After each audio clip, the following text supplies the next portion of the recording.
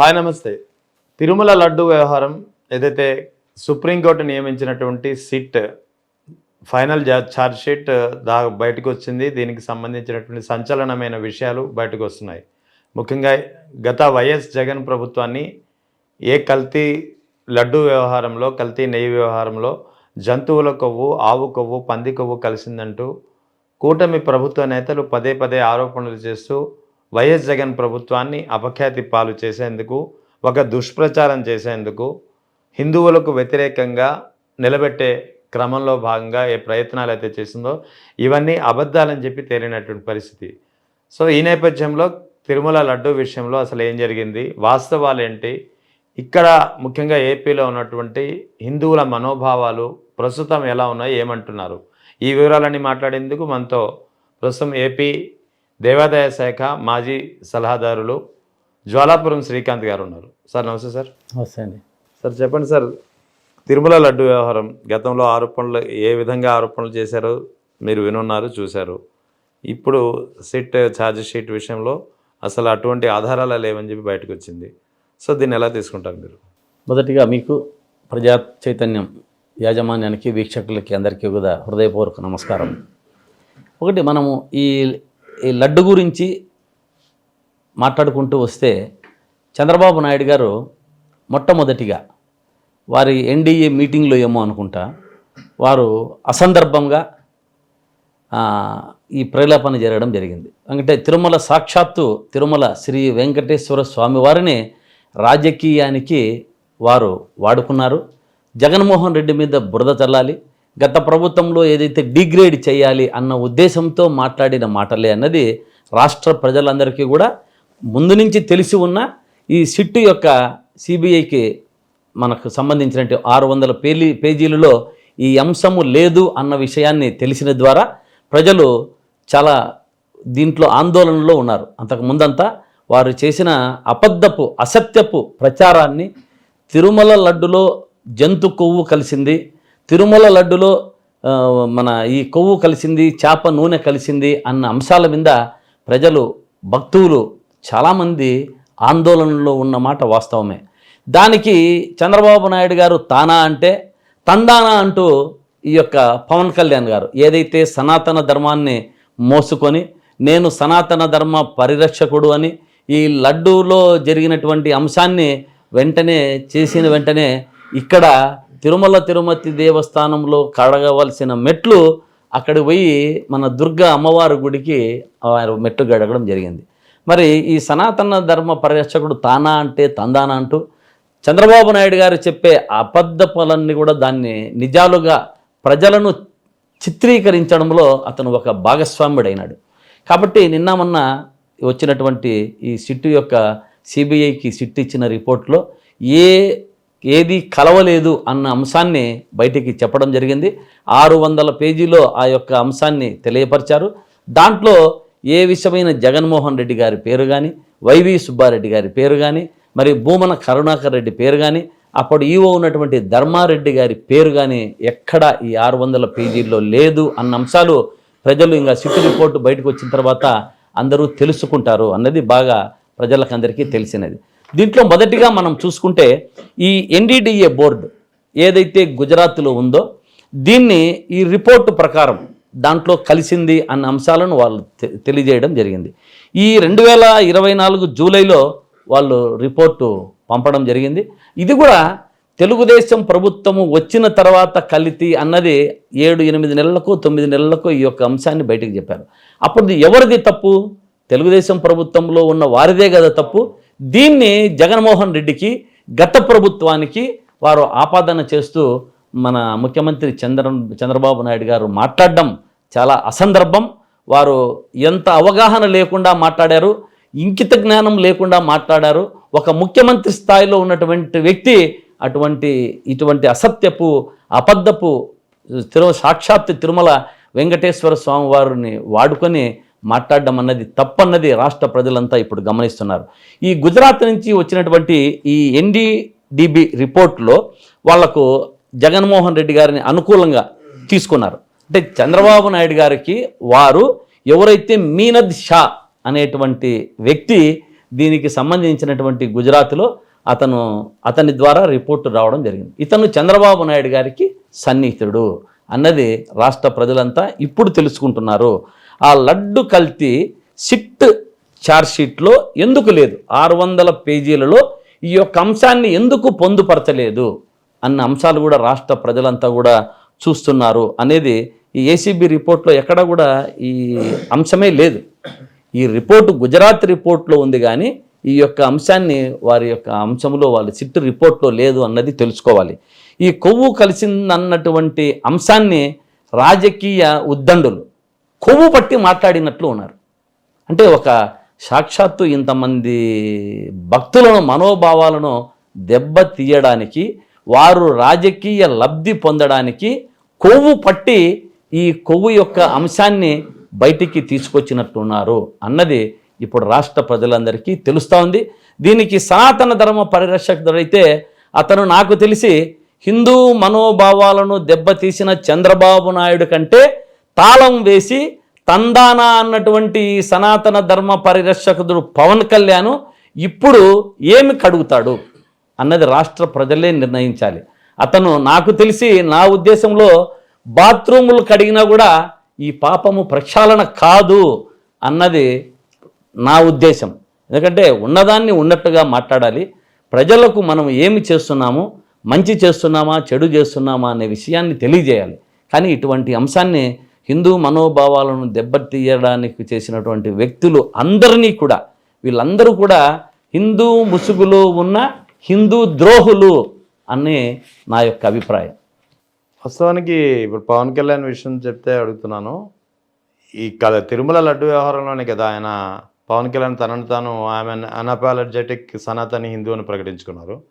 అసలు ఆయన సనాతని హిందూ అని తన ప్రకటనను హిందువులు అంగీకరిస్తారా? అతను సనాతన ధర్మ హిందూ అంటే నేను ఇప్పుడే చెప్పా. అతనికి మామూలుగా గతంలో మనం చూసాం. అతనికి దేవుడన్నా మా ఇంట్లో మాకు కొన్నిసార్లు కొన్ని అంశాలు చెప్పాడు.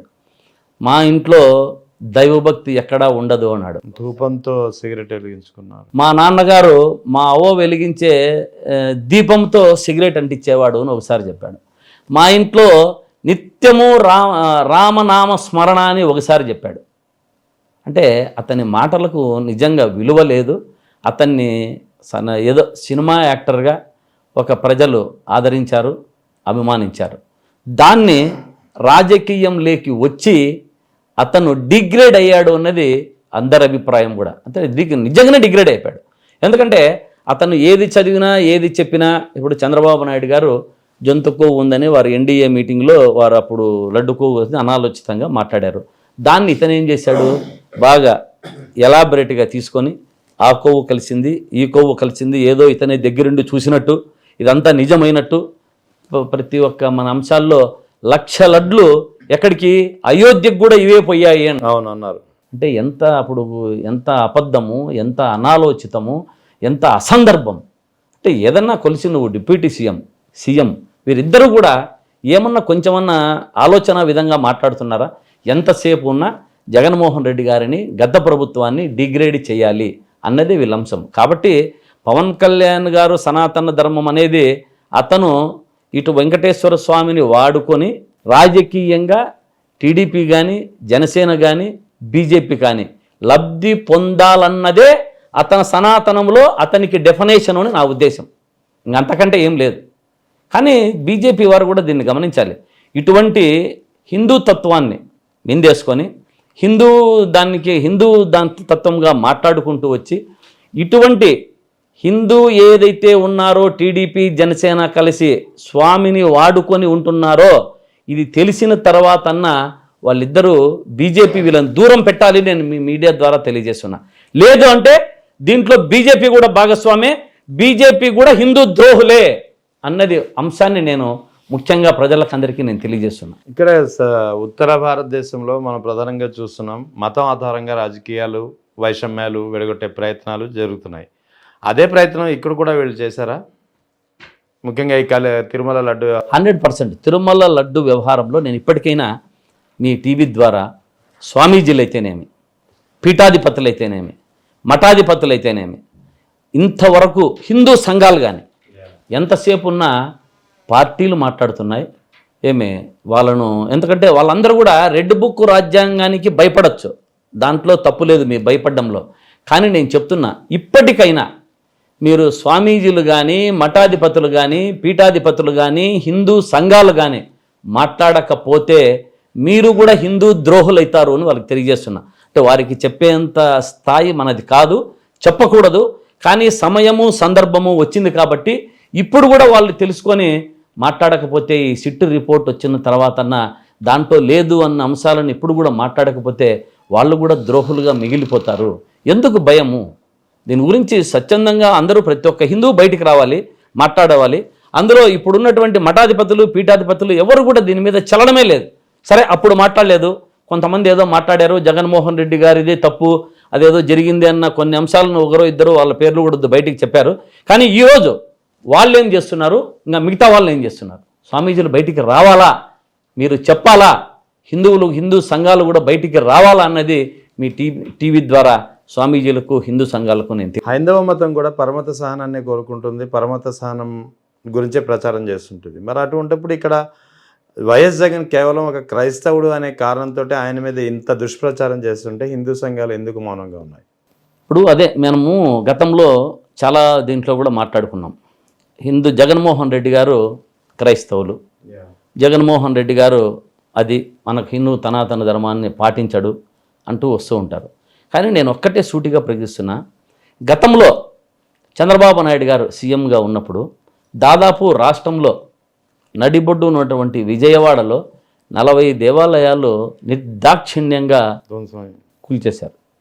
కానీ ఎవరైతే వీరు చెప్పుకుంటూ వస్తున్నాడో జగన్మోహన్ రెడ్డి గారు క్రైస్తవుడు అని అనుకుంటూ వస్తున్నారో ఆ 40 దేవాలయాలన్నీ కూడా కట్టించి దానిని సంప్రోక్షణ చేయించి ప్రారంభించారు కూడా అన్నది రాష్ట్ర ప్రజలంతా గుర్తుపెట్టుకోవాలి. ఇదే కాదు, దేవాలయాలన్నీ కూడా కొత్త దేవాలయాలు రాష్ట్రంలో నేను చెప్పుకుంటూ వస్తాను. ఇంతవరకు నేను దేవాదాయ సలహాదారునిగా ఉండినా కాబట్టి నాకు తెలుసు. పాత దేవాలయాలు జీర్ణోద్ధరణ చేయడంలో కానీ, ఒక పక్క టీటీడీ నుంచి శ్రీవాణి ద్వారా, ఒక పక్క ఎండోమెంట్స్ నుంచి దీనికి ఒక స్కీమ్ ద్వారా దాన్ని కూడా రాష్ట్రంలో దాదాపు 2000 పైచిలుకు దేవాలయాలు కట్టించిన ఘనత జగన్మోహన్ రెడ్డి గారు. ఎందుకంటే ఎటువంటి మామూలు కట్టించడం అంటే ఊరికే కట్టించడం కాదు, రాతితో ఒక ప్రణాళికతో అప్పుడు శ్రీకృష్ణదేవరాయలు ఎలా కట్టించాడో రాతితో అటువంటి ఇప్పుడు కొత్తగా ఇచ్చినటువంటి దేవాలయాలంతా కూడా 3 కోట్లు 4 కోట్లు CGF ఫండ్స్ కింద, మన దేవాదాయ శాఖ నుంచి CGF, టీటీడీ ద్వారా శ్రీవాణి కింద ఇవన్నీ రాష్ట్రంలో దేవాలయాలు ఒకవేళ జీర్ణోద్ధరణ ఒక 2000 3000 ఆలయాలు ఉన్నా కూడా ఒక 2000 పైచిలుకు ఆలయాలు కొత్తగా కట్టించడం జరిగింది. ఇప్పుడు దీంట్లో ఎవరు హిందుత్వం మీద గౌరవం ఉందనేది మీరే చెప్పండి. ఎవరికి ఉందన్నది ఆలోచించండి. రాష్ట్ర ప్రజలంతా చేశారు. ఏం చేశారు? మన రామతీర్థంలో రాముని తల నరికారు. లాస్ట్కు తీరా చూసుకొని వస్తే అతను ఎవరు? మన ఇప్పుడు గోవా గవర్నర్ ఉన్నట్టు అశోక్ గజపతి గారి దగ్గర అక్కడ A2గా ఉన్నటువంటి వ్యక్తికి 5 లక్షల రూపాయలు గవర్నమెంట్ నుంచి ప్రభుత్వం వస్తూనే ఇచ్చారు. అంటే ఇది ఎవరు చేశారు? అంతర్వేది రథం ఎవరు చేశారు? వారు చేసి ప్రభుత్వం మీద నిందలు మోపారు. ఇటువంటి కార్యక్రమం అంతా చేశారు కాబట్టే నేను వాళ్ళు హిందూ ముసుగులో ఉన్న హిందూ ద్రోహులు అని చెప్తున్నా. వీళ్ళందరూ కూడా అంటే ఒక్క నాటకాలు కూటమి ప్రభుత్వం అంతా కూడా అంటే టీడీపీ కావచ్చు, జనసేన కావచ్చు, బీజేపీ కూడా నిర్దాక్షిణ్యంగా వాళ్ళు కూడా తప్పును ఎప్పుడు తప్పు అనకపోతే వారు కూడా తప్పు చేసినట్టే అన్నది నా అభిప్రాయం. దీన్నంతా కూడా ఇంకోటి చంద్రబాబు నాయుడు గారిని కానీ, పవన్ కళ్యాణ్ గారు కానీ, మరి లోకేష్ బాబు గారు కానీ, అప్పుడున్నటువంటి ఈవో శ్యామలరావు కానీ, అప్పుడున్నటువంటి ఈవో వెంకయ్య చౌదరి కానీ, అక్కడ ఈ సనాతన ధర్మము ఏ రకంగా మన పవన్ కళ్యాణ్ గారు మోస్తూ ఉంటాడో ఇంకొక సనాతన ధర్మ పరిరక్షకుడు ఉన్నాడు తిరుపతిలో, భానుప్రకాష్ రెడ్డి. ఇంకా భానుప్రకాష్ రెడ్డి మాట్లాడే మాటలకు వీరికన్నా చాలా ఎక్కువగా దాన్ని సనాతన ధర్మాన్ని కానీ, ఈ జగన్మోహన్ రెడ్డి గారు కానీ, ఈ లడ్డు గురించి కానీ, ఈ దేవాలయాలకు అసత్య ప్రచారాలు చేయడంలో ఒక దిట్ట అతను. వీళ్ళందరినీ కూడా ఒక BNS యాక్ట్ అనేది ఒకటి ఉంది, అంటే తప్పుడు ప్రచారాలు చేయడంలో ఈ బిఎన్ఎస్ యాక్ట్ కింద వీరందరినీ దోషులుగా చేర్చి ఒక్కసారి వీళ్లకు శిక్ష పడితే తప్ప ఇటువంటి అసత్య ప్రచారాలు దేవుణ్ణి వాడుకోకుండా ఉంటారు అని చెప్పేది నా అభిప్రాయం. ఇప్పుడు బిఎన్ఎస్ యాక్ట్ గురించి ప్రస్తావించారు కాబట్టి అడుగుతున్నాను. వాస్తవానికి ఇప్పుడు అప్పుడు ఉన్నటువంటి సుబ్బారెడ్డి, కరుణాకర్ రెడ్డి, ఈవో ధర్మారెడ్డి మీద పెద్ద ఎత్తున దుష్ప్రచారం చేశారు. ఈ కల్తీ నెయ్యి విషయంలో జంతువుల కొవ్వు, పంది కొవ్వు, ఆవు కొవ్వు కలిసిందని. సో ఇప్పుడు సిట్ నివేదికలో అటువంటి ఆధారాలు లేవని చెప్పి తేలింది. సో అటువంటిప్పుడు మరి ఎవరైతే ఈ ఆరోపణలు, ఒక తీవ్రమైనటువంటి ఆరోపణలు ఎదుర్కొన్నారో వీరు డెఫమేషన్కి ఏమైనా ప్రయత్నించే అవకాశం ఉందా? తప్పకుండా. ఇప్పుడు ప్రతి ఒక్కరికి ఇప్పుడు ఇంకా సిట్ రిపోర్టు ఇప్పుడు మనకు ఏసీబీ కోర్టుకి 600 పేజీలు వారు సమర్పించారు నెల్లూరు కోర్టుకి. దీన్ని ఇప్పుడు ఈరోజు ఏమొచ్చింది, దాంట్లో లేదు అన్న విషయాన్ని వాళ్ళ పత్రికల్లోనే వేశారు. దాని ద్వారా మనకు తెలిసాయి. ఇప్పుడు ఆ సిట్ రిపోర్ట్ అయితే ఏదైతే మొత్తం బాగా బయటికి వస్తుందో ఖచ్చితంగా డెఫర్మేషన్ షూట్ ఏమి వీళ్ళ మీద వీళ్ళందరూ కూడా ఏబిఎన్ఎస్ ఇంతకుముందు చెప్పా ఆ యాక్ట్ ప్రకారం అయితేనేమి ప్రతి ఒక్కరూ పోవాలి. దీన్ని పోయి వారికి శిక్ష పడితే ప్రభుత్వం ఏదైనా కానీ, నేను చెప్పేది ప్రభుత్వం ఎవరున్నా ప్రభుత్వాన్ని నడిపే పెద్దలు ఇటువంటి అసత్య ప్రచారాలు చేయడం తప్పు. ఎవరున్నా ఇటువంటి యాక్షన్ తీసుకుంటే ముందు గతంలో రాబోయే ప్రభుత్వాలు కానీ ఇప్పుడు వచ్చే ప్రభుత్వాలు కానీ ఇటువంటివి వాడకుండా చేయాల్సిన ఆవశ్యకత, అవసరము రాష్ట్ర ప్రజల మీద ఉంది. కాబట్టి మనం ఈ యొక్క దీన్ని తీసుకోవాలి. మనం చూస్తుంటాం దాదాపు అతను మన కిరాక్ ఆర్పిన వాడు మనిషే కాదు నా ఉద్దేశం. ఈ గొంతు ఈ మన దీని మీద వస్తే లడ్డు కొవ్వు మీద దాని మీద వస్తే రోజా కొవ్వును కూడా లడ్డులో వాడారు అంటాడు. అంటే వాడు మనిషా అని నాకు అర్థం కాలేదు. అటువంటి వాడిని ప్రోత్సహించే వాళ్ళు వీళ్ళు మనుషులా అనేది రాష్ట్ర ప్రజలంతా గమనించాలి. ఎందుకంటే మాటకు ఎక్కడికైనా మాట్లాడడం మనం చేయడం ఏదైనా ఉంటుంది. దీన్ని ఒకవేళ వీళ్ళందరూ చేశారే, వీళ్ళందరూ సిగ్గు లేక మాట్లాడారో, వీళ్ళందరూ తెలివి లేక మాట్లాడారో, ఏబిఎన్కి ఏమైంది, దీన్ని ప్రచారం చేసే వాళ్ళకు, TV5కి ఏమైంది, ఈనాడుకి అయిపోయింది, మహా న్యూస్కి ఏమైంది, వీళ్ళందరిది కూడా తప్పు కాదా? నేను ప్రశ్నిస్తున్నా. మీరు ఏదైనా ప్రజాస్వామ్యంలో జరిగితే మంచిని మంచు అని చెప్పాలి, చెడును చెడు అని చెప్పి ప్రజలకు మార్గదర్శకంగా ఉండాల్సిన పత్రికలు వారు చెప్పే అబద్ధాలను వారు 10% చెప్తే మీరు దాన్ని 100% చేసి ప్రజలకు అందించడి డైవర్ట్ చేయడంలో మీది కూడా వీళ్ళది కూడా తప్పే. వీళ్ళ మీద కూడా యాక్ట్ తీసుకోవాలి. సో అయితే ఇప్పుడు వాస్తవానికి తిరుమల లడ్డు వ్యవహారం మీద ఈ దుష్ప్రచారం జరిగినప్పుడు ముఖ్యంగా హిందువుల మనోభావాలు అయితే చాలా వరకు దెబ్బతిన్నాయి. అమ్మో నిజంగా ఇంత జరిగిందా, అటువంటి లడ్డూలు మనం తిన్నామా అనే ఒక ఆందోళన వాళ్ళు వెంటాడింది, అది దేశవ్యాప్తంగా. సో ఎప్పుడైతే సిట్లు బయటకు వచ్చిందో ఈ అసలు నిజం ఏంటనేది, ఇప్పుడు ఒక బ్రాహ్మణ సమాఖ్య అధ్యక్షులుగా బ్రాహ్మణులు ముఖ్యంగా హైందవాన్ని ప్రామాణికంగా తీసుకుని హైందవం అంటే మాదే అని తల మీద పెట్టుకునే బ్రాహ్మణుల్లో ఇప్పుడు ఈ సిట్ నివేదిక తర్వాత ఎటువంటి మార్పు వచ్చింది? తప్పకుండా మార్పు వస్తుంది. నేను అదే చెప్పా, మారాలి కూడా.